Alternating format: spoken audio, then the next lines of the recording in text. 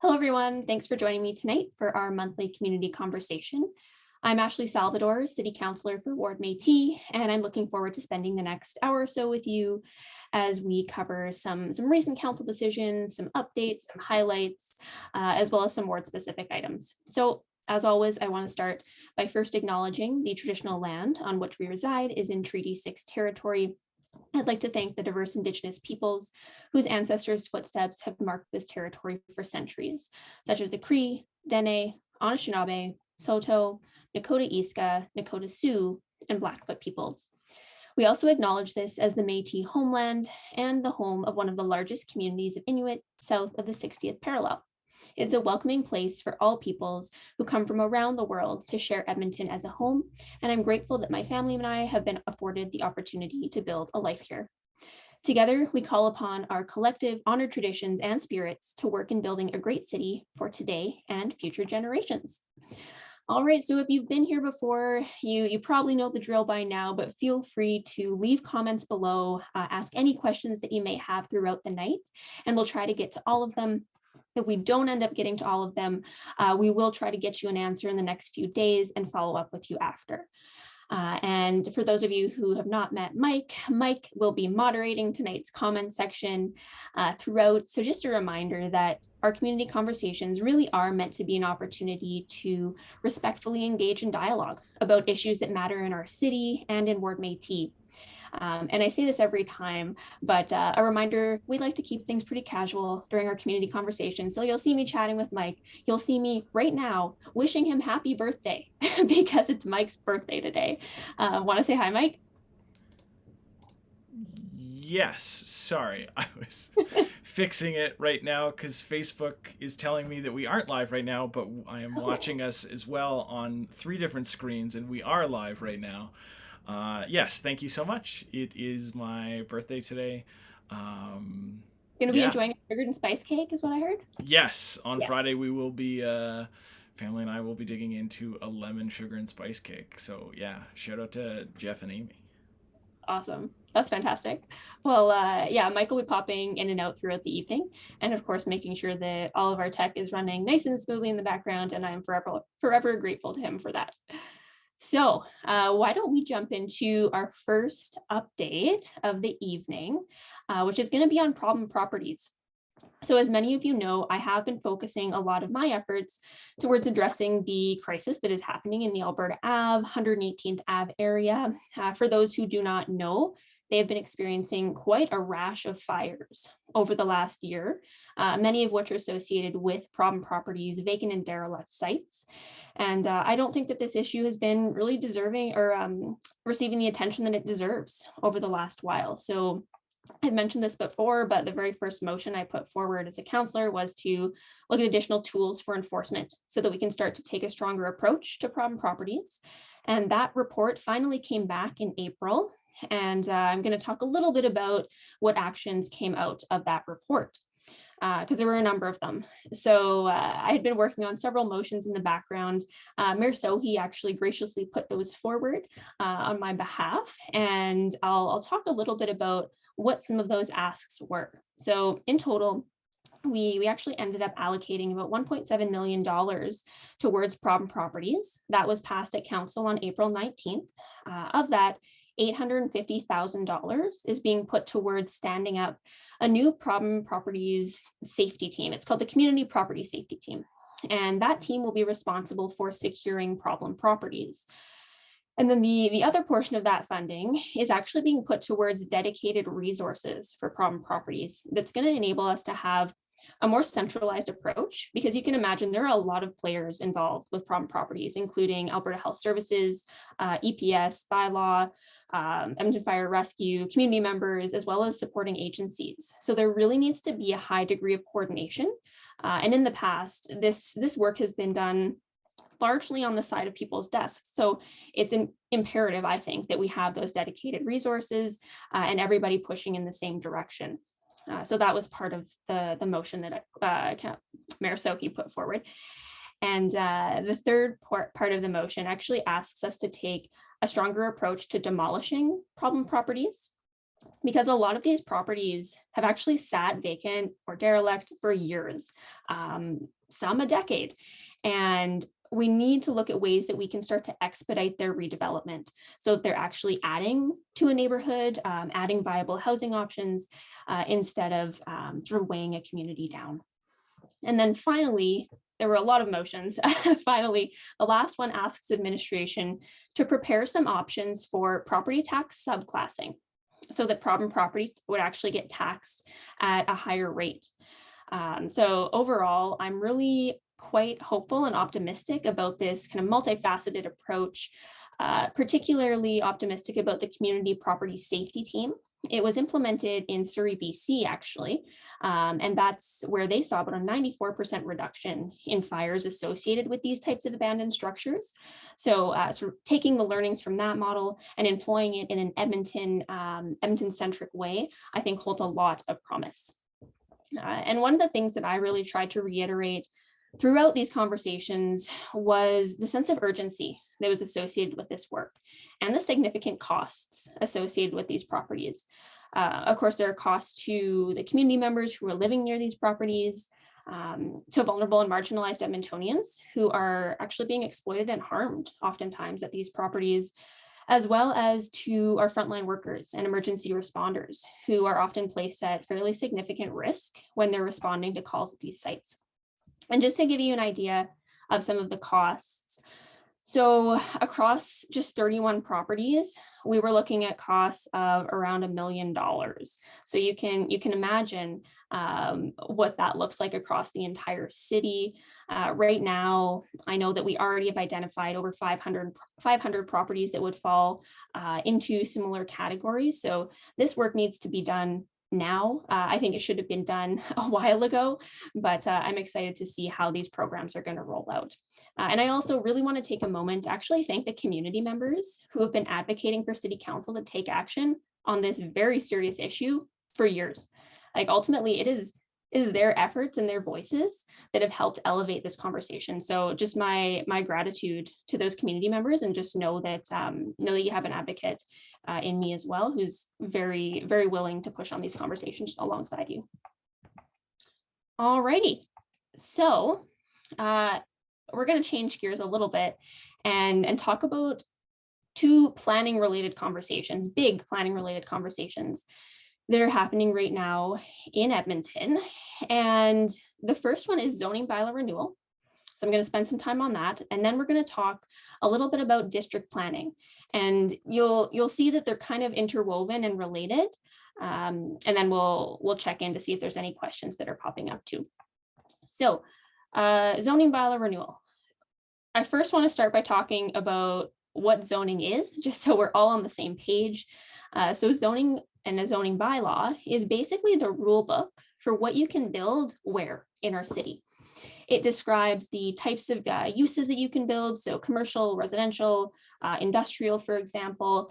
It talks about where you can put them, as well as some of the parameters around where buildings can be placed on your property. So things like heights, setbacks from your property line, separation distances between different buildings. It gets quite detailed and quite granular.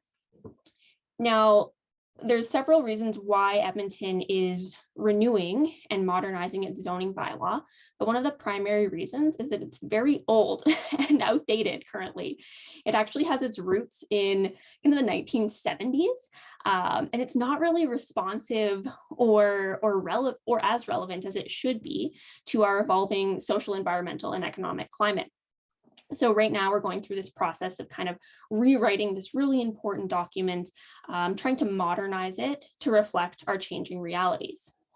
Now, the renewal process and the zoning bylaw itself, it's guided by the city plan. And if you're not familiar with the city plan is a fairly high level kind of visionary guiding document that talks about our growth strategy as we work towards a population of 2 million. And in the city plan, it talks about how important it is that we grow in and up instead of sprawling outwards. It talks about the importance of creating a more equitable city where people have housing choices, more affordable housing options, as well as, preserving things we love, like our green spaces, our heritage resources. And it also talks about creating a more walkable, transit-friendly city where people can meet their needs close to home. And anyone who followed my campaign or hears me talk at council, I often talk about this concept of 15-minute communities. And within the city plan, that's a foundational concept. It's the idea that we need to have mixed use communities where people can access the basics of life close to their home instead of having to, own a car and drive everywhere just to get a loaf of bread. That's the example I typically use. So the other important thing about the city plan is that it was one of the most extensive engagement processes the city of Edmonton has ever conducted. So this is, by no means my vision. I, of course, support it extensively, and I think it's fantastic. But this is really a plan that was created for Edmontonians, by Edmontonians, through extensive engagement and consultation with very diverse stakeholders. Now, looping back to zoning. The reason that zoning is so important is because it's one of the primary tools that we have as a city to achieve that vision that is outlined in the city plan. And it's a powerful tool. Our current zoning bylaw has contributed to a very auto-centric city that is predominantly characterized by low-density single-family neighborhoods. It's contributed to a high emission city because everything is so spread out and uses are separated from one another. So it kind of induces that demand for vehicle ownership. And it's created an expensive city because sprawl is really costly. The more we spread ourselves outward, the more costly it is to build new roads and infrastructure to serve those far off neighborhoods.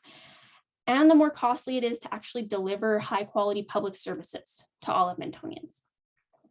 So just as an example, within our current zoning bylaw, it's recently been changed in the last few years, but Edmonton actually had something called single family only zoning, which would limited people's housing choices in our neighborhoods. It limited rental options in our communities and other housing forms that might be more attainable for folks who can't necessarily afford home ownership.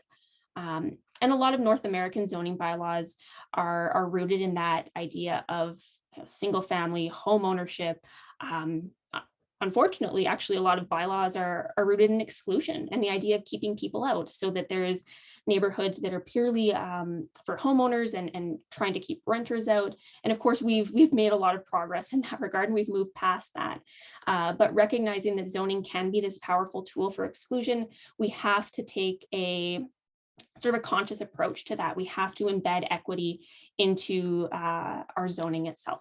So I've talked a lot about this, but for all of those reasons, our zoning bylaw does need to be revamped. It has to better align with the kind of city we want to see in the future. And what that may look like, because people are often wondering, it's kind of nebulous, right? We're talking about this bylaw and words on paper, but what does that look like in our communities? And for example, along a main street like 101 Avenue or 118th Ave, or even along the new Valley Line Southeast, that may mean more mixed-use buildings, more mid-rise buildings.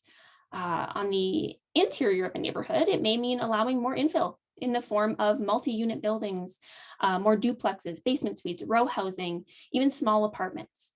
And it was interesting because when I posted about the zoning bylaw renewal and district planning on social media about a week ago, there was some really good conversations around the affordability of infill. So I wanted to talk about that too, because it was an excellent point that was made.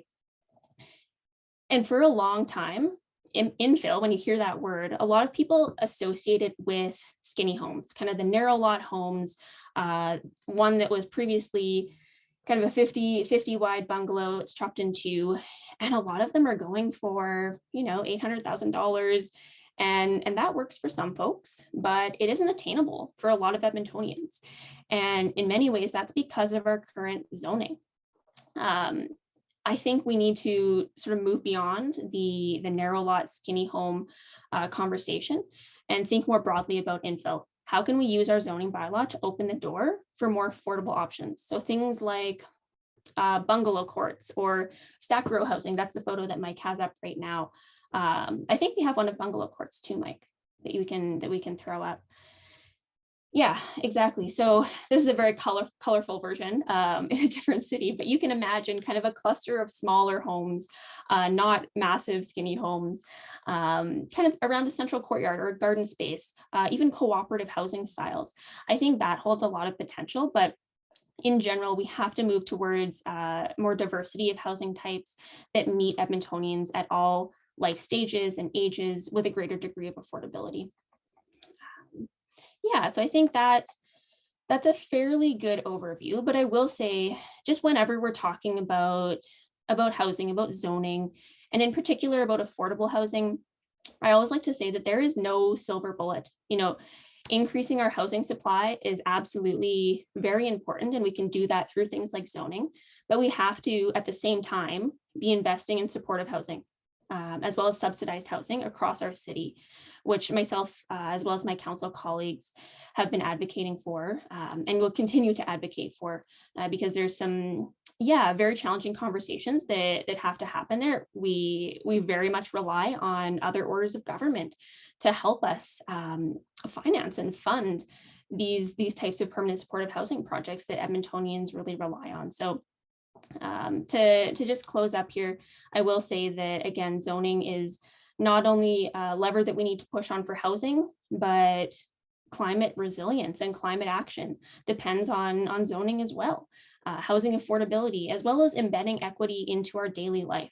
Zoning is part of that conversation. And I think that the other thing I'll reiterate is just the pace of change, because it can actually seem quite overwhelming and, to be honest, quite scary when we're talking about this type of change. But I always like to kind of remind myself and remind folks that the pace of change happens really slowly.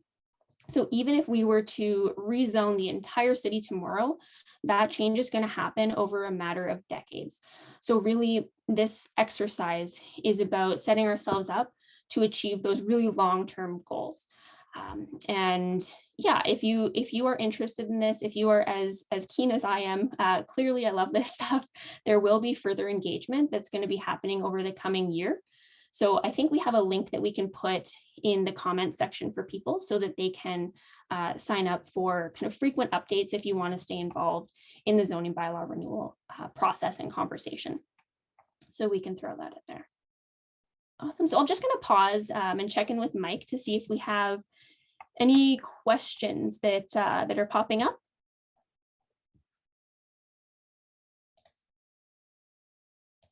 Yes. Okay. So I have two here from Mike Enders. Okay. I do believe this came up. This came up about 6 minutes ago. When you're talking about zoning and stuff, didn't the feds announce some plans for affordable housing? Will the city of Edmonton follow suit and support the beginnings of what the government of Canada is doing?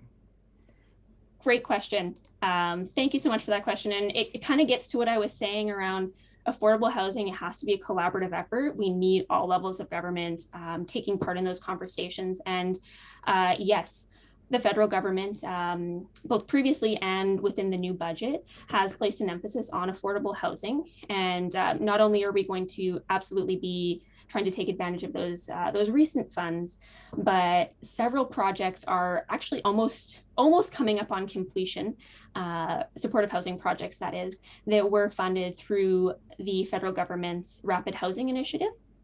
So yes, absolutely, making sure that as a municipality, we are ready to grab those dollars, ready to take advantage of them. That has to be a priority. And I think that our administration has done a really excellent job so far of positioning us to do just that. Fantastic. And his other question was, just kind of, can you elaborate around who the stakeholders are when you say stakeholders, or when a report says stakeholders? Just kind of what does that look like in the context of zoning, in the context of city building, kind of that kind of thing? Yeah, that's a great question. Because stakeholders is like kind of nebulous. It's a broad term, right?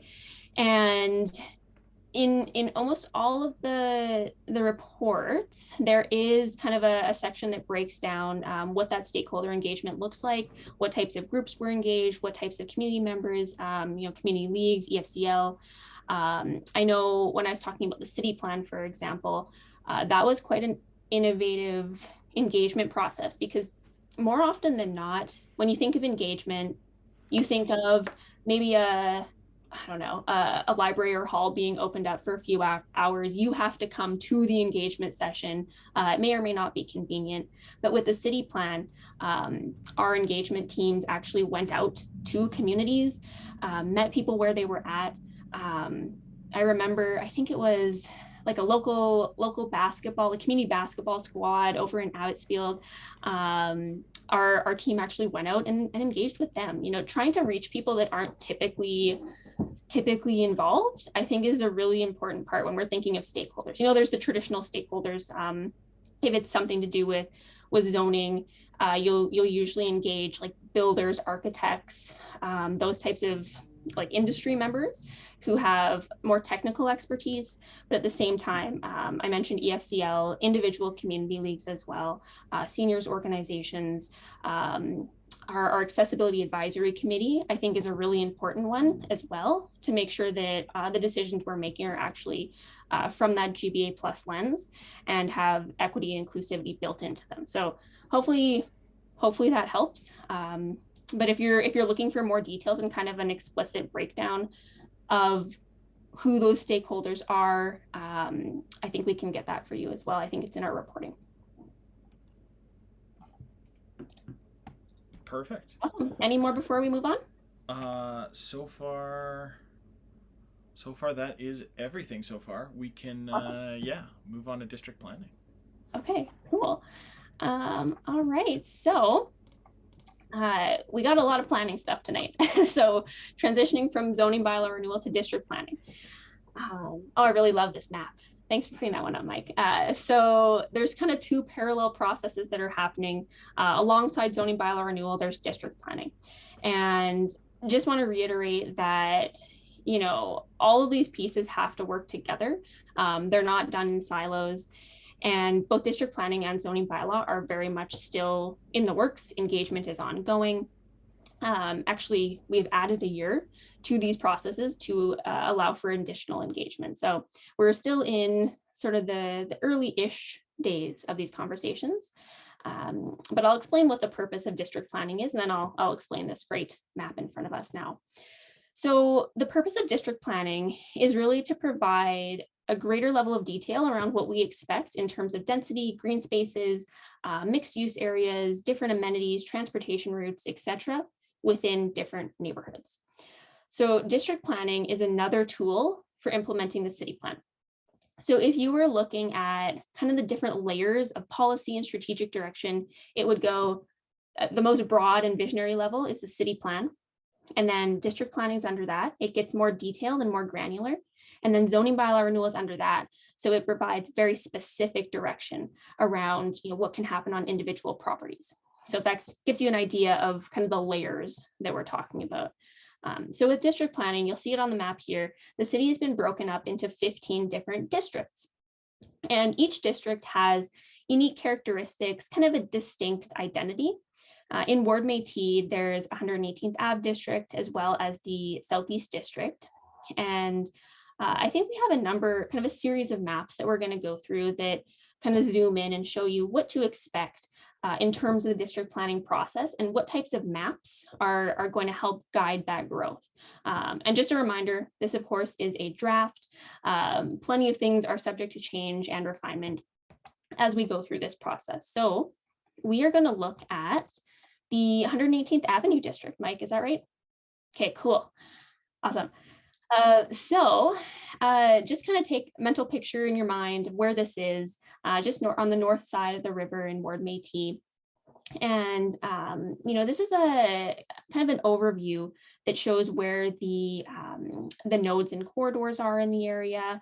And we're going to zoom to one more map, Mike, that breaks it down a little bit further.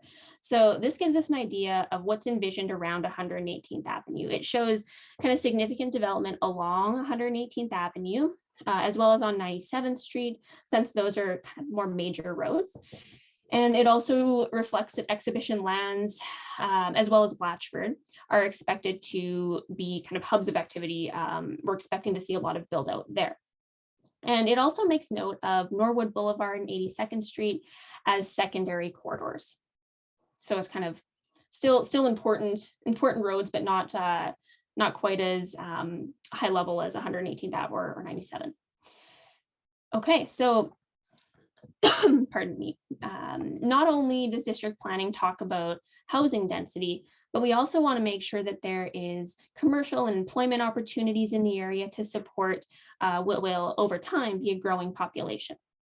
And that means we need to be kind of cognizant and aware of a lot of different contexts. So I really love the context map because they add another dimension to the analysis, and people will understand that we really are trying to pay attention to the holistic picture here. And you can see that detail kind of being illustrated in the map. And I should also mention that, you know, one day, probably 40 or 50 years into the future, we will be a city of 2 million. So this is about a long-term vision. This is about evolution, not revolution, and how we're going to get there and how these systems are going to work together to make sure we have healthy, viable, vibrant, and sustainable neighborhoods. And I think that that's something that our planning department really has been thinking about. And just to give you an idea of the scale of that change, we do have one more map that shows, if you want to go to that one, Mike, close to, yeah, there we go, sort of half a century out, as we're looking towards that population of 2 million. This is sort of generally what we could expect to see. Again, super visionary, very much in the future, but it gives us that vantage point. It points us in the right direction and sort of has the effect of establishing a collective vision, I guess is how I would describe it. So I do want to spend a minute just talking about why we're doing this. I always like to explain the why behind some of these processes. And as a city, we never really concretely thought about how to plan to make room for hundreds of thousands of more people within the existing city. And as a result, we have had a few decades of sprawling suburban growth, you know, really at the outskirts. And of course, we have made progress on this. I would say over the last decade, we've definitely turned our focus towards infill, but there has been a fairly significant gap in how we've addressed our growth. And generally speaking, as I mentioned before, that focus has been on skinny homes or towers. We've kind of missed that middle density. Sometimes you'll hear it referred to as missing middle. So things like duplexes, row housing, even mid-rise mixed use developments. I think that's where we have a lot of potential, and I don't think we've tapped into it yet. So I won't reiterate the challenges associated with narrow lot homes and the prices associated with them, but I will again say that we have to look for more diverse options to meet diverse and changing needs of Edmontonians, as well as diverse incomes. Okay, and then I feel like I've talked a lot about district planning and zoning bylaw, but I just can't stress enough how important these conversations are.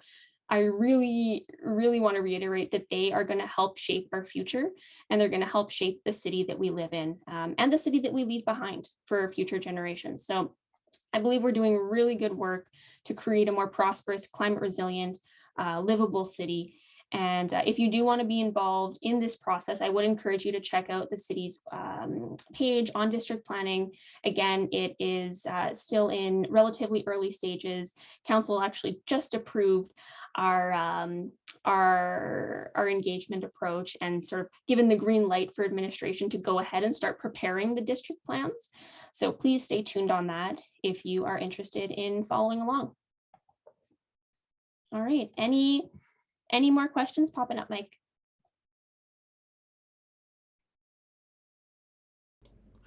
Yeah, perfect. So Yasushi commented here, the district planning, what you just talked about with the city of Edmonton and the EFCL districts are not in alignment. How can we resolve these boundaries, or ideas to how to resolve these boundaries?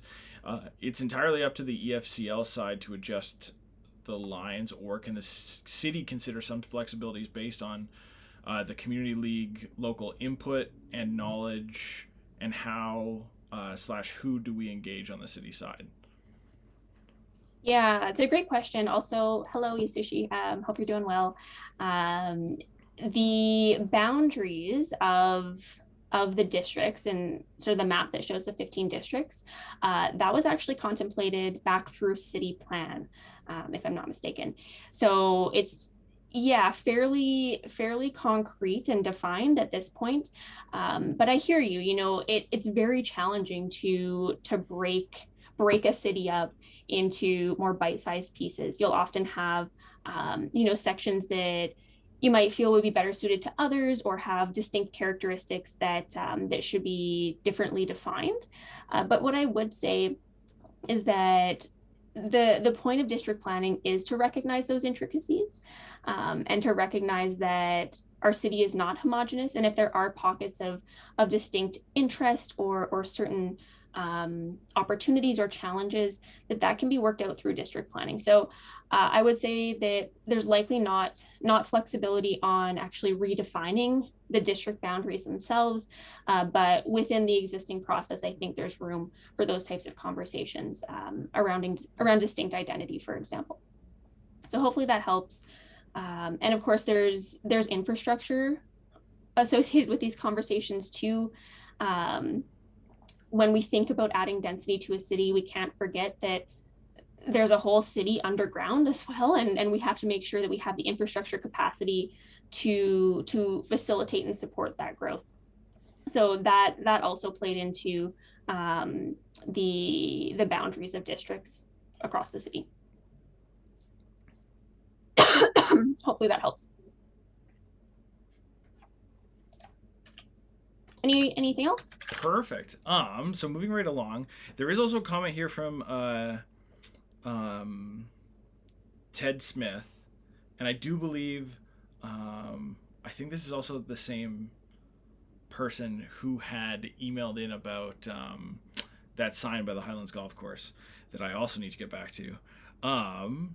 But just talking about there's some construction and stuff going on in Highlands, in the Highlands area, and I guess like the main contact, Highlands just went through a neighborhood renewal. Looks fantastic, and I guess Richard, the main city contact, had departed. So we can for sure look into that. Ted, if you want to just send Ashley another email, our office and our team will take another look at that, because I know that we have gotten a few Highlands residents emailing in and kind of asking what's up. We did get a response that it was warranty work, but we're trying to gather a little bit more information and put that together. So feel free to send Ashley another email there at just ashley.salvador@edmonton.ca, and our team will be able to get to that. Yeah, perfect. So moving on here. The district planning process and just kind of how the district plans are set out. How does that include ribbon of green? Oh, great question. Yeah, that actually came up during our council conversation as well, and at the level of committee. And I'm seeing that was from Mike, right? That was from Mike, right? Yes. Mike? Yeah. Okay. Yes, and while the ribbon of green is not part of the district planning process, like it's not under the same banner, it is absolutely being considered. They're happening kind of simultaneously, and those teams are absolutely coordinating and talking to one another. So we did get that answer from administration.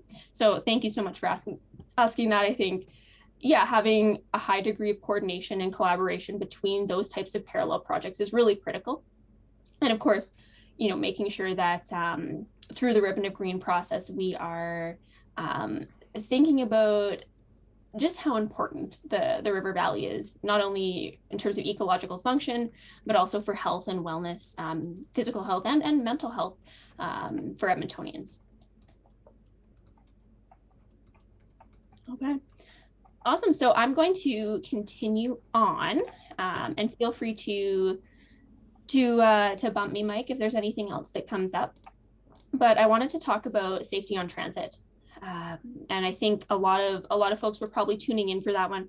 It's been a really, really challenging conversation over the last little while. And as I'm sure most of you know, I am a really huge advocate for public transit.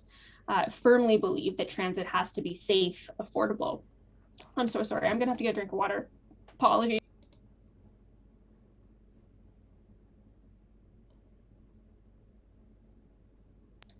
Okay, I think we're good. Not a problem. It's a lot of talking. Mm-hmm. I was just saying, yeah, transit, of course, has to be safe, affordable, reliable, and convenient in order to be successful. So I want to dwell on safety for a few minutes, because right now, many people are not feeling safe on transit, and that's a huge problem. Recently we have had several violent incidents and assaults on our public transit system, which have been very disturbing and very frightening, not only for those involved, but for our entire communities. So I do want to thank all of the people who have reached out to my office to share their experiences on public transit, as well as some of the offers of suggestions and solutions. So just want to communicate to you that I hear you. This is absolutely a serious issue that needs to be addressed immediately, especially if we are trying to encourage ridership recovery. So I wanted to share just a few steps that we are taking as a city to begin to address safety on transit. And I just want to again reiterate, this is a priority for not just myself, but my colleagues on council as well. So starting this month, we are launching a transit foot patrol program. We're also hiring 21 new full-time transit peace officers, which will increase the number of officers from 72 back in December to 93 by July. And we're also expanding our community outreach transit team from 2 teams to 7 as quickly as possible. I know I've talked about that piece, the community outreach transit team in previous conversations, but I think in combination with those other actions, I'm hopeful that we're going to start to see some improvements. The other thing that happened quite recently is council was able to meet with the police commission last week to discuss some of our shared priorities. And at this meeting, I specifically asked about safety on transit. A number of my colleagues did as well, because council is absolutely putting effort into this, putting resources towards this. It's been identified as a priority. And I want to ensure that that message is being communicated to EPS as well. Because as councillors, we're in a challenging position. We cannot direct the operations of the police. The police chief directs operations, and then the police commission is the arm responsible for providing oversight and public accountability to the chief and to the service. So we wanted to make it really clear that to the commission that safety on transit, it has to be top of the list. Again, this is a fundamental and necessary public service, and if people don't feel safe, our transit system is compromised and our recovery is compromised as well. So yeah, I want to be clear again that as a city, we are making those substantial increases in funding for peace officers, the community outreach teams, and more. But I also want to highlight that this issue, while it exists in our transit system, it is also in many ways a symptom of a lack of investment in basic social supports from the provincial government. This does, again, require an intergovernmental approach. Right now, many folks are using our transit system as a space to take shelter. We're also experiencing an opioid crisis, and we're seeing that on our transit system as well. So most of the issues we are experiencing tie back to housing, mental health, as well as substance use, all of which are the responsibility of the provincial government. We're seeing those play out, and we're seeing the visible symptoms of that on our transit system right now. And vulnerable, marginalized Edmontonians, in many ways, have been abandoned by the current provincial government. So we're seeing that again, not only in our transit systems, but in our downtown as well. So that's something that, of course, requires continued advocacy, and it requires those systemic solutions. It requires supportive housing. It requires safe consumption sites in our cities. It requires mental health support. But in the meantime, I am committed to continuing to work with my council colleagues to implement the programs that I did just describe as quickly and urgently as possible. And I do know we're going to be having some further conversations in the coming weeks about additional safety measures that we can put in place if necessary. And I'm very, very open to that as well. So I hope that answers a few of the questions that folks had. But if there's anything else or any even suggestions that you have, please let us know. Are there any questions around that, Mike, that have come up in the chat? Yeah, something that that was brought up, and I know that like a lot of, I've just even had it brought up quite a bit with friends talking about LRT use and everything as well. But fare gates.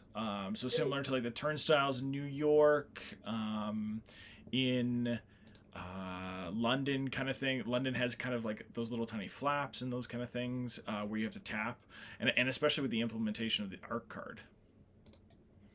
It's a great question, and something that I have not fully contemplated, but in visiting other cities, I know that it's fairly common.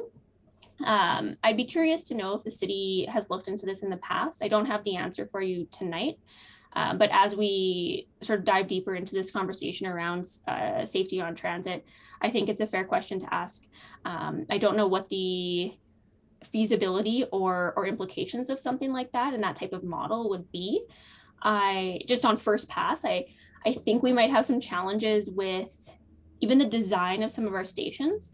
Like I'm thinking along Valley Line, for example, Mike, like those are outdoor platform style stations. There's not really a controlled entrance, you know what I mean? But absolutely a fair question to ask and something that I can bring forward and look into. So thank you for bringing that up. Do you have anything on that, Mike? I hadn't actually thought about the Valley Line, and that is a very reasonable spot as I'm thinking of like the Holyrood station or even the Churchill station that is like above ground and kind of like open. Like right now it's gated off because of course it's under construction still, but yeah. And then I guess there's just a couple questions around I'm trying to combine a couple into like one because of course just this does hint on like the larger issue of like just kind of social inequality, the opioid crisis and everything too. So it's a very complicated matter here. Yeah, and just on that note, like I will say that, like I mentioned, yes, we need intergovernmental support. We need help from other orders, but at the same time, I do believe that as a municipality, we're going to be doing and we are doing everything that is within our jurisdiction and is within our authority and power, because we see it playing out on our streets, we see it playing out in our transit system, and I feel that we do have a responsibility to act. So yes, it's part of a larger conversation, but at the same time, we have to be doing everything that's within our power to address it immediately. Mm-hmm. And then Mike also had a question about directing police operations. Mm-hmm. Then why is council interfering with police operations by changing bylaws which prohibit the police from doing their jobs, being allowed to enforce when problems arise on Edmonton Transit Service? And I think potentially what he might be getting to is like maybe the loitering bylaw or something like that. Mm-hmm. Yeah, that's a good question too. And I think there's a distinction between, council making decisions around bylaws and directing operations in the sense of telling the police what their priorities should be and saying, this is going to be a focus of yours and you should be directing your resources to this particular area. So we cannot do that. We can't tell them that, you should be allocating this many staff and these resources towards this particular problem. The two real levers that we have as a city to influence policing in any way is the budget and the police commission. So that's why, as I described, going through the police commission, reiterating that this is a huge priority for us as a council and asking questions around, what is EPS's, the services approach to this as well. So there's that mechanism. And then there's the budget, which actually we're going to be having a conversation this coming month about the funding formula for the police budget. So I don't think this is the end of this conversation. I think that there's going to be sort of an ongoing dialogue around how to make sure that police are appropriately resourced so that they can respond when needed and necessary, but at the same time, diverting some of the work and sort of detasking some of that work so that something that could be dealt with by a mental health professional or an outreach worker is done so, rather than trying to send police to every incident that happens in our community, because efficiency matters. And if we want to see better safety and well-being on the whole, we need to have police doing police work and other professionals doing work that could be better suited to them. So sorry, went on a bit of a tangent around police funding, but I appreciate the question. Perfect. And yeah. Oh my gosh, looking at the time, we should probably talk about some other things really quickly. Snow and ice. Yes. I'm gonna jump into snow and ice. Let's do it. And it's so funny. We always talk about snow and ice once the snow is gone. But I'm sure some of you have lasting memories of the windrows that were very, very challenging this winter season that I firmly believe we need to move away from. But on April 25th, Council had the opportunity to talk about how to improve our approach to snow and ice management. And from that discussion, a number of options were put forward, which are going to be priced out so that we can have a really informed discussion about the cost of any changes or enhancements that we want to make to the program. And I will just say that throughout the winter season, our office was very appreciative of all of the correspondence and emails and calls around the challenges of our current approach, from windrows to icy sidewalks, blocked catch basins, flooding in alleys and neighborhoods. Things need to change. I absolutely agree. And when all of the sort of fully costed options come back, I'm sure we're going to have a very good discussion around the council table around how we're going to allocate those resources and additional tax dollars, because we can't do it all. If we were to kind of price out the entire list of things that the council had put forward as potential options, we would be, several hundreds of thousands of dollars, or pardon me, $100 millions in cost. So this graphic right here is actually really fascinating. Hopefully you can see it. I don't know if there's a way to zoom in, Mike, but essentially, if you look at kind of the top left-hand corner, that shows whether or not we're meeting Edmontonians' expectations. Hopefully we can zoom in, but essentially, long story short, we're not meeting our own targets for service delivery. And that's what the expectations versus current rates graph will show you in a second here. Oh yeah, you can kind of see it. If you pan to the left a little, Mike. Oh, okay. Sorry. I thought you were going to the right there. Okay, perfect. Yes. Expectations right there. Yeah. Awesome. Perfect. So you can see, if you look at the expectations category, you can see that, for example, priority 1 roads, we're supposed to be hitting 36 hours, but we're actually hitting 127 hours. And then you can go down the line. We're not meeting Edmontonians' expectations. So some of the options that were put forward from our council discussion was to look at what would it take to get us to R1.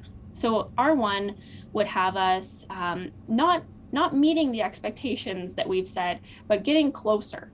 And there's also a conversation to be had around whether those expectations are realistic.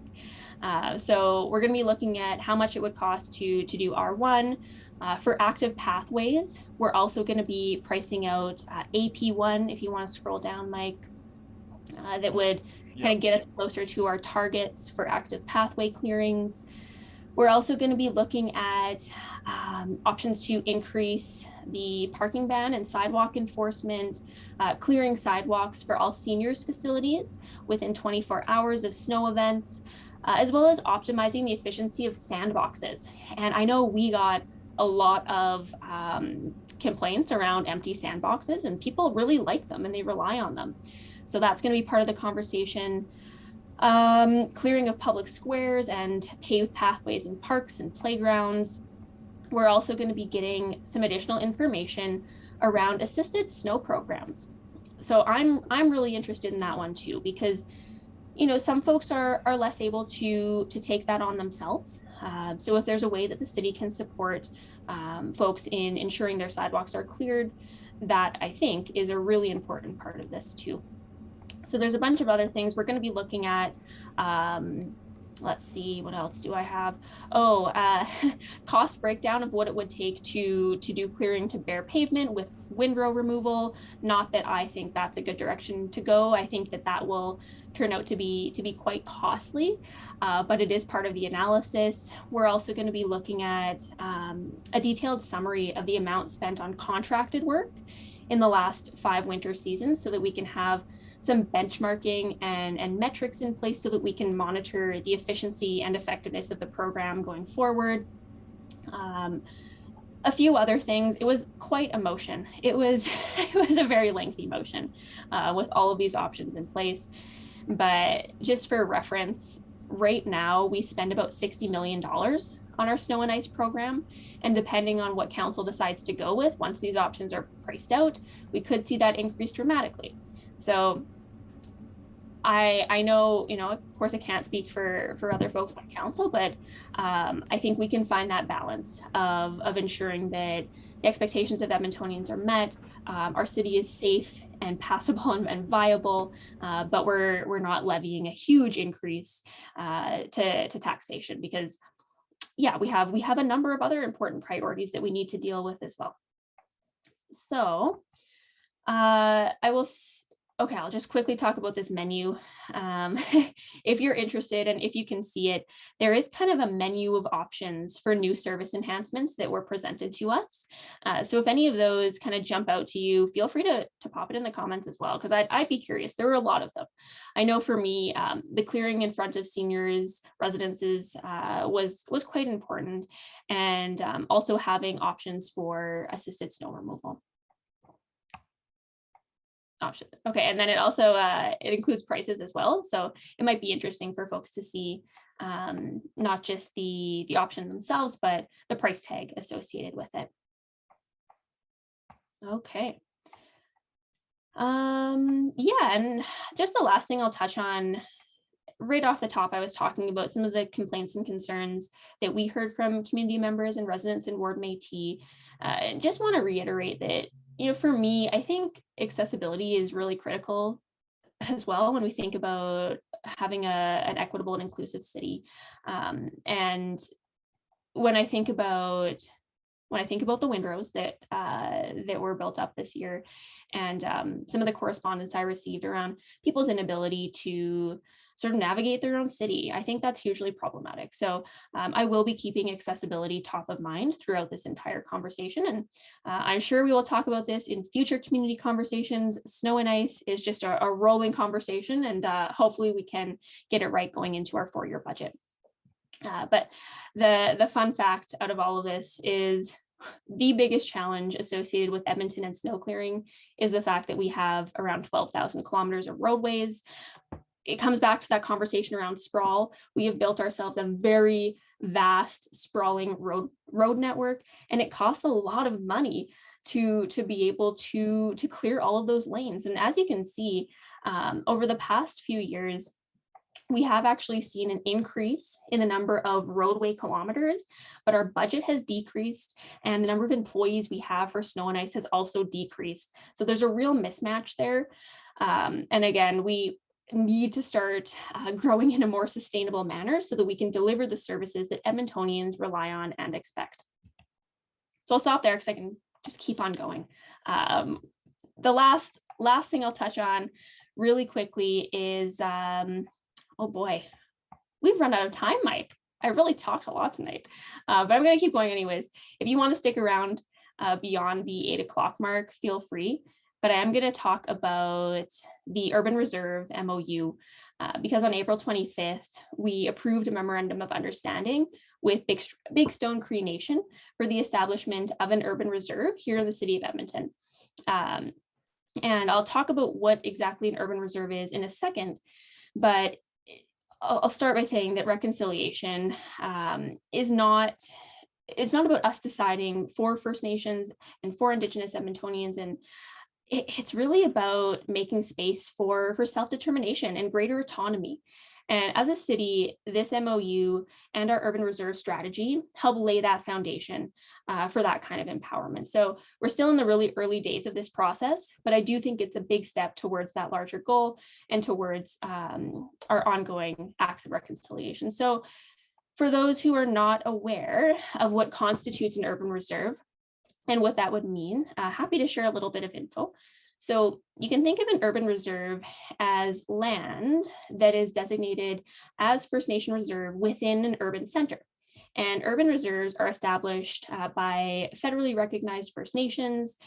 And as with all governments, there is a desire to create economic development opportunities and to provide services to enhance the quality of life of citizens, as well as preserve cultural linkages. So First Nations need to ensure access to resources and services for their citizens. And today, many of those services are offered more efficiently in urban centers, such as municipalities. So that's the path that we are going down. I think it's a really exciting opportunity. And I will be following it very closely. We approved our urban reserve strategy last year. And again, this is sort of that first step towards the development of the urban reserve. Okay, and there's some more details that I can share around that if anyone is interested, but feel free to pop it in the chat if you have other questions around our urban reserve strategy or around the MOU. Okay, any questions coming, Mike, around this?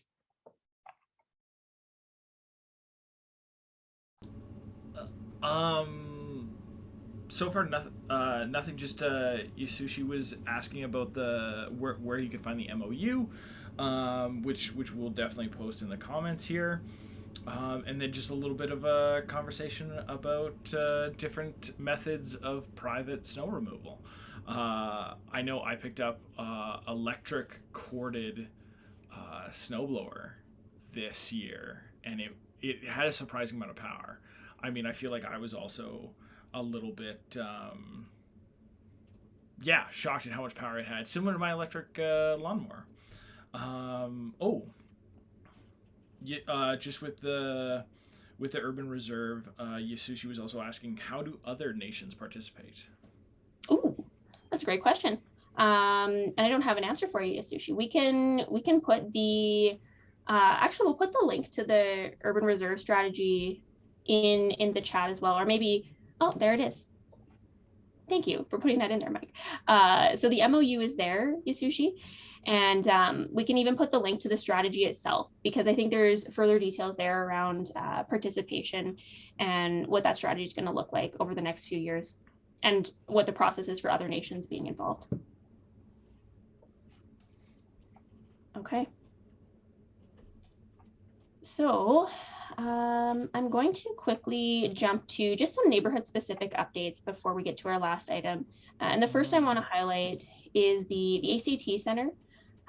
We actually got someone asking about this just yesterday when we posted about our community conversation, and I've been getting a few inquiries about the status of the ACT Center renovations.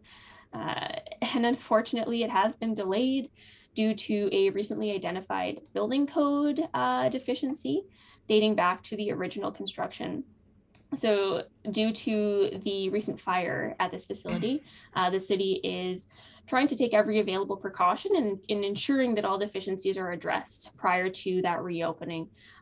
So that's what the delay is. I know a lot of folks are disappointed, so am I, but the whole facility will be in service targeting Q1 2023 with a focus on advancing the opening of the pool area earlier. So the original intention was to be able to utilize the conference room this year. However, with the additional scope that's been identified, we don't anticipate the completion of the project until late Q4 2022 and Q1 2023 at the very latest. So I'm sure a little bit of disappointing news there. So apologies that I have to be the bearer of that. But again, I think that in the end, it will be worth it because I know a lot of folks really rely on and count on that facility. The other quick, it's not necessarily a neighborhood specific update, but I wanted to say it anyways. If you hadn't heard the news around the, okay, let's jump to this one. I was gonna say FIFA, Mike, but that's okay. No, I this is good. I thought you were being cheeky and being like, if you haven't heard the news, the Oilers made the playoffs. That too. But if you haven't had a chance to check out the new plaza, which I think we're calling the Moss Pit, I think that's what we're going with. Is that right, Mike? That's like the general consensus I've heard on the internet.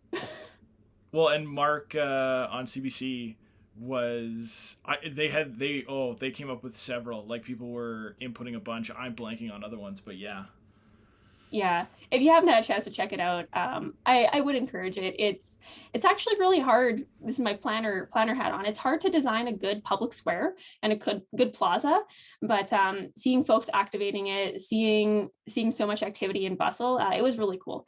So that was just a quick one. The other one I wanted to mention was alcohol consumption at designated picnic sites. We had a number of inquiries about this. If you haven't heard, the pilot has been extended and spots are actually available for booking now. And in Ward Métis, we have Rundle, Gold Bar, and Capilano Park. There are also a number of new sites that have been added across the city. So we'll put the booking link in the chat just in case anybody is interested. And then finally, the spring sweep has started. I know a number of folks have the signage at the end of their blocks that I'm sure you've already been made aware of, but if not, it's on its way.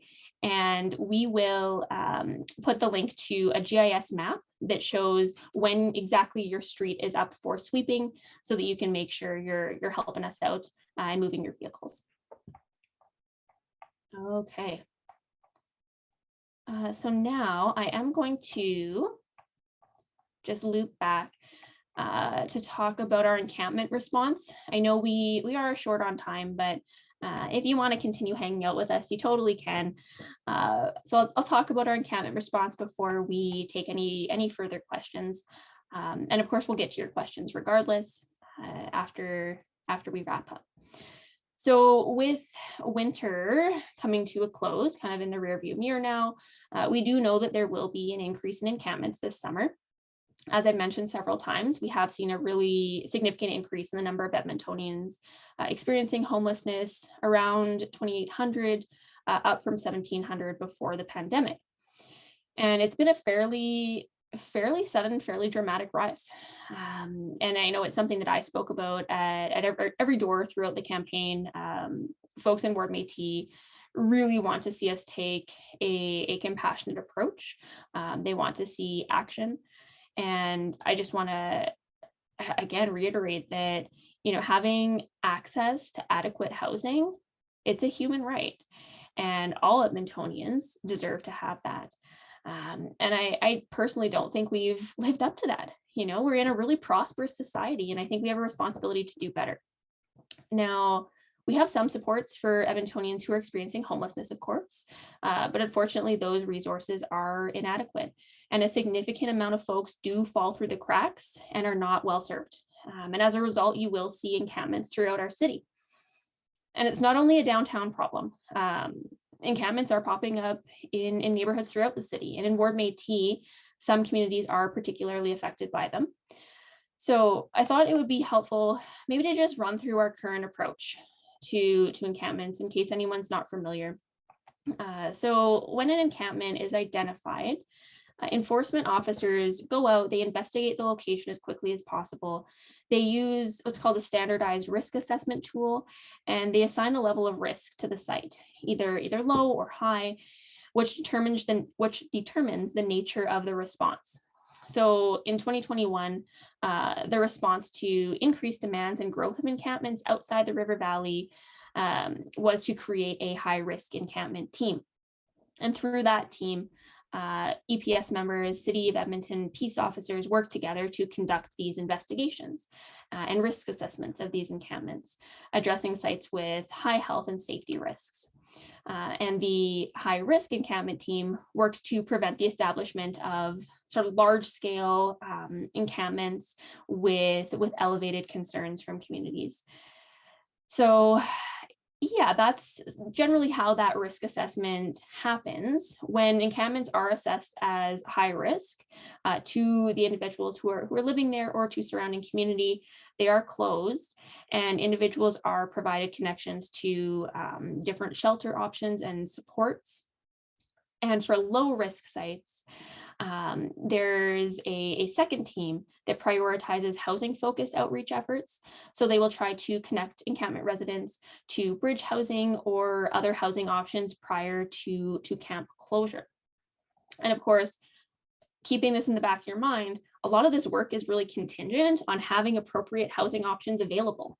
And since we don't have sufficient housing options, there's often a significant amount of difficulty in this approach. And as a result, I don't think it really produces the outcomes that Edmontonians expect or the outcomes that houseless neighbors deserve. And oftentimes residents are kind of just displaced from one camp to another, or camp will be shut down and another camp, a smaller camp, will form somewhere else. So they get moved around, and in the process are often further marginalized.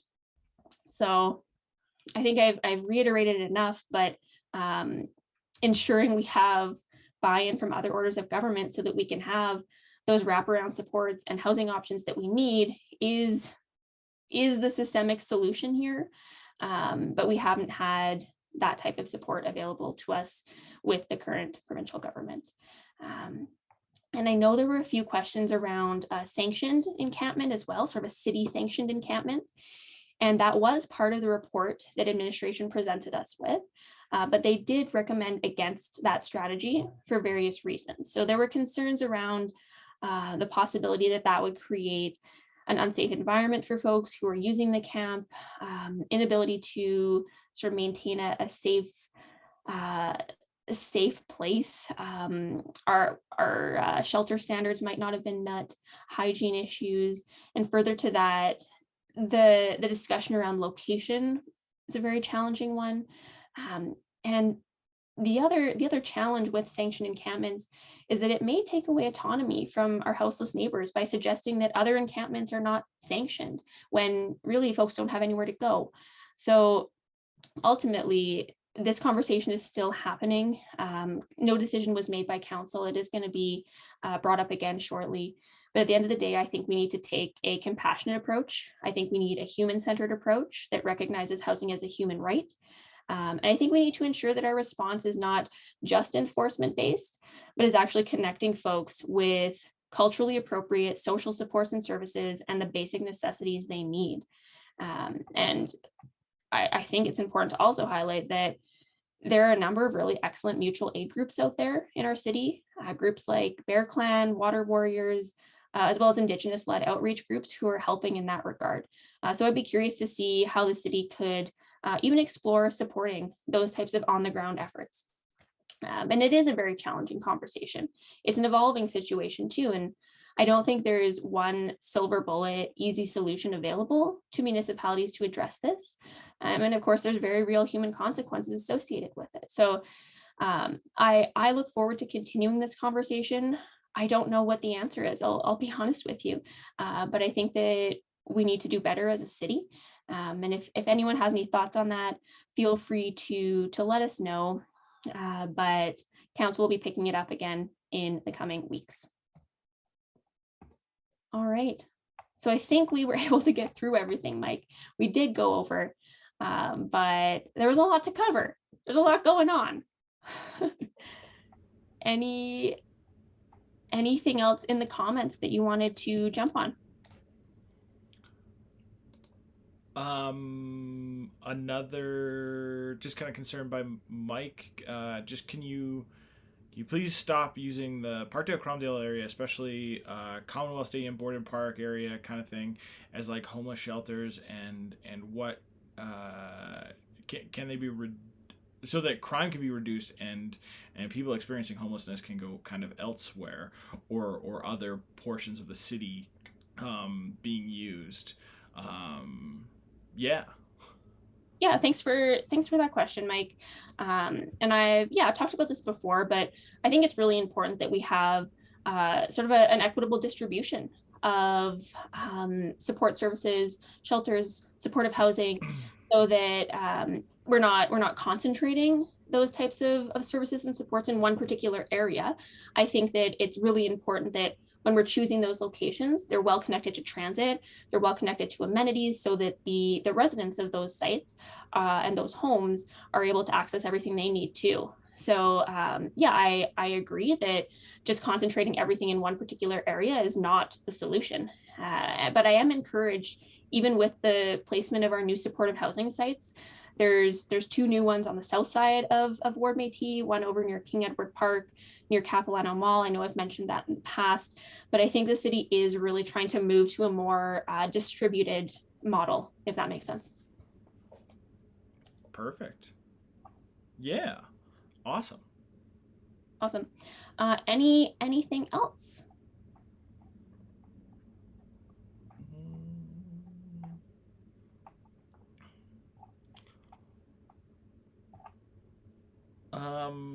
Have just with River Valley with River Valley encampments, just kind of the possibility and the danger kind of around potentially like fires starting out, and like the destruction of preservation areas and such. Yeah, thank you for that question. And that's definitely part of the conversation. When I was talking about kind of the high risk encampments, where there is that elevated risk for fire and potentially associated injury, or fairly intense destruction of some of the natural area, that's where that high risk assessment would come in. So if there are camps that are identified that do pose kind of an immediate risk to residents of the camp or surrounding communities, if fire is a problem, that's where that would be identified, and that's where that action would be taken. And we, as a city, there are opportunities, of course, to report instances where there are those high risk situations. If you're not familiar with it, we can also put that in the chat, but Mike, that's just done through 311 as well.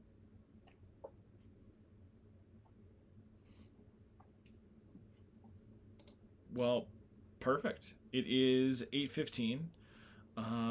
Thank you everybody for being here till the end. Yeah.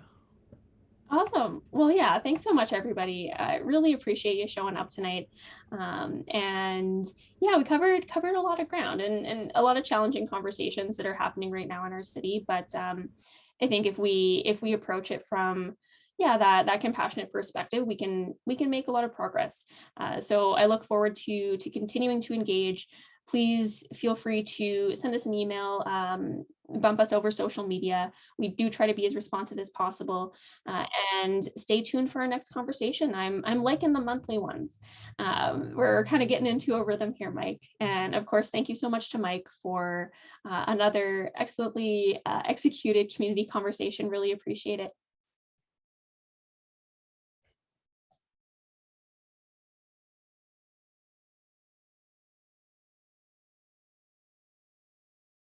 Yes, stay tuned for that. We have some fun ones coming up. We have some creative ones too. So watch the socials.